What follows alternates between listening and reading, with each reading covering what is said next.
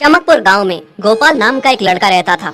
उसकी सौतेली माँ और बाप ने उसे घर से निकाल दिया था। उसकी सौतेली माँ ने सब कुछ अपने और अपने बच्चों के नाम पे कर रखा था और गोपाल को हिस्से के नाम पे 3 गायें दे रखी थी। गोपाल पढ़ा लिखा तो बहुत था, पर नौकरी न मिलने के कारण उसने सोच लिया था कि वो अब उन तीनों गायें की खूब देख रेख करके उनसे जो दूध मिलेगा उसे बेच के अपना कारोबार चलाएगा। अब मैं बिल्कुल अकेला हो गया हूँ। गौ माता, तुम तीनों के अलावा मेरा अब कोई भी नहीं है। बस मेरा घर चलाने के लिए तुम तीनों को मेरी मदद करनी होगी। तीनों गायें बहुत ही हट्टी कट्टी और जवान थीं और रिश्ते में भी एक दूसरे की बहनें लगती थीं। चंपा, चमेली और मैना। मैना सबसे बड़ी और समझदार गाय थी। चंपा गर्भवती थी और चमेली को अभी अभी बच्चा हुआ था। वो दूध दे रही थी, जिसके दूध को बेच के गोपाल का थोड़ा बहुत घर चल रहा था। पर गोपाल को अब चंपा और मैना पे पूरा भरोसा था कि जब उनका बच्चा हो जाएगा तो वो खूब दूध देने लगेंगी और जिससे उसका कारोबार अच्छे से सेट हो जाएगा। देखा चमेली बहन, हमारे मालिक को कितनी उम्मीदें हैं हम तीनों से। हाँ चंपा, सुना मैंने, मालिक ने हमसे कितनी सारी उम्मीदें लगा रखी हैं। और उम्मीद रखे भी क्यों ना, कितना समय खर्च करते हैं मालिक हम पे और कितनी सेवा करते हैं हमारी, कितना खिलाते पिलाते हैं हमें। और फिर हम मालिक की उम्मीदों पे खरा ना उतरेंगी तो धिक्कार है हमारी जिंदगी पर।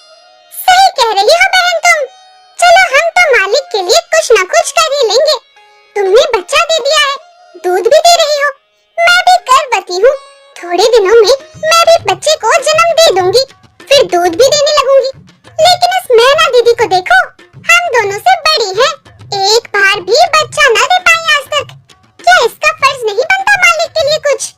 ये तो बड़ी है, हमसे ज्यादा इसको मालिक के लिए करना चाहिए था, लेकिन हम छोटी होकर इतना सोच रहे हैं। तुम दोनों ऐसा क्यों कह रही हो? क्या गलत कह रहे हैं हम? सही तो कह रहे हैं। कितने सालों से बांझ पड़ी हो तुम। ऐसा कैसे कह सकती हो तुम? बच्चा देना ना देना मेरे हाथ में थोड़ी ना है। मैं भी तो माँ बनना चाहती हूँ ना। मैं भी चाहती हूँ कि दूध दूँ और मालिक को मेरे दूध से कुछ फायदा हो। अरे तुम क्या बच्चा दोगी जो इतने सालों से नहीं दे पाई?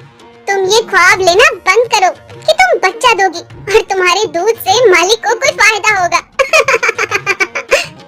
दोनों छोटी बहनें बड़ी बहन मैना की बेबसी का मजाक उड़ाती हैं और उस पे हंसती हैं। इस बात से मैना बहुत दुखी होती है और रोती है कि उसी की बहनें उसको दिलासा देने के बजाय उसे ताने मार रही हैं, उसका मजाक उड़ा रही हैं। फिर एक दिन गोपाल का पड़ोसी उससे कहता है, अरे गोपाल, तुम्हारी 2 गाय तो ठीक है, एक गाय का क्या है?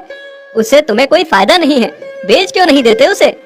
अरे नहीं नहीं भाई साहब, बेचना क्यों उसे? अभी बच्चा नहीं दे रही तो क्या पता कल वो बच्चा दे दे। कोई भी काम जल्दबाजी में नहीं करना चाहिए। अरे नहीं गोपाल, मेरे कहने का ये मतलब था कि तुम्हें अपना कारोबार जल्द खड़ा करने की जरूरत है, क्योंकि तुम्हारे घर वालों ने तुम्हारे साथ जो कुछ भी किया वो बहुत गलत था। अब तुम्हें जो भी करना है अकेले ही करना है। आगे शादी भी तो करनी है तुम्हें, उसके लिए भी खूब पैसा कमाना पड़ेगा। जब तुम्हारी सारी गायें दूध देंगी तभी तो कारोबार अच्छा चलेगा ना। हाँ, बात तो तुम सही कह रहे हो भाई। मेरी मानो तो तुम अपनी गायों को क्रॉस करवा के देख लो, शायद उससे बच्चा हो जाए। हाँ, ये सुझाव तुमने सही दिया, मैं कल ही ऐसा कर लेता हूँ। सुना तुमने मैना बहन मालिक की बातों को? कितना परेशान है मालिक तुम्हारी वजह से, पर तुम्हें तो कोई बात कह ही नहीं सकते। झट से बुरा जो मान जाती हो तुम। मैना ये सब सुन के बहुत दुखी होती है, पर करती भी क्या, उसके हाथ में कुछ नहीं था। गोपाल ने मैना को क्रॉस करवा के भी देखा, पर उसका भी कोई फायदा नहीं हुआ। गोपाल, जो सुझाव मैंने तुम्हें दिया था, क्या वो तुमने आजमाया? हाँ भाई, वो भी करके देख लिया, पर उसका भी कोई असर ना हुआ।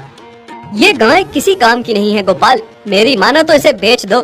मैं सोच रहा हूँ एक बार फिर से क्रॉस करवा के देखता हूँ, शायद कोई बात बन जाए। देख लो, पर मुझे नहीं लगता। देखा, इन लोगों को भी पता चल गया, तुम बच्चा नहीं दे सकती, तुम बांझ ही रहोगी। सही कह रही हो तुम दीदी, इतने जतन करने के बाद भी बच्चा नहीं हो रहा, तो अब क्या होगा? गोपाल मैना को एक बार फिर से क्रॉस करवा लेता है। दोनों बहनें चंपा और चमेली मैना के बांझपन का मजाक उड़ाती हैं और उस पे खूब हंसती हैं। फिर एक दिन मैना चमेली के बच्चे के साथ खेल रही थी कि तभी चंपा देख लेती है। हाँ देख तो चमेली दीदी, ये मैना दीदी तेरे बच्चे के साथ क्या कर रही है? मुझे समझ में नहीं आ रहा, तू इस बांझ के साथ अपने बच्चे को कैसे छोड़ सकती है? जब मेरा बच्चा आ जाएगा इसके पास अपने बच्चे को जाने भी ना दूंगी।